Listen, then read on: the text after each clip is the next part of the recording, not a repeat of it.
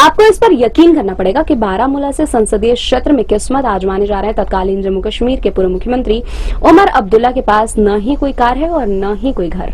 यही नहीं, वे तो यह भी बता रहे हैं कि उनके पास कोई अचल संपत्ति भी नहीं है और उन्होंने किसी बैंक से कोई कर्जा भी नहीं लिया है।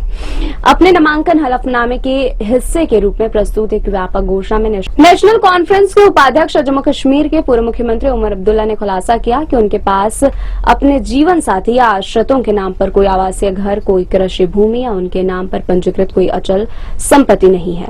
उमर ने वर्ष 2014 में श्रीनगर के सोनवार विधानसभा क्षेत्र से विधानसभा चुनाव के लिए उम्मीदवार के रूप में प्रस्तुत किए गए अपने पिछले चुनावी हलफनामे की तुलना की उनकी चल संपत्ति 65.59 लाख से 16% से अधिक की गिरावट देखी गई है।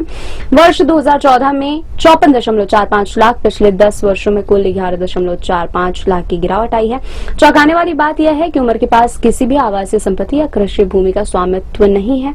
मुख्यमंत्री के रूप में उनके कार्यकाल के बाद से यह स्थिति अपरिवर्तित है। उन्होंने इस साल 2 मई को रिटर्निंग ऑफिसर बारामूला के समक्ष प्रस्तुत अपने हालिया घोषणा पत्र में इस रुख को दोहराया। उमर अब्दुल्ला लोकसभा क्षेत्र के नेका के उम्मीदवार हैं।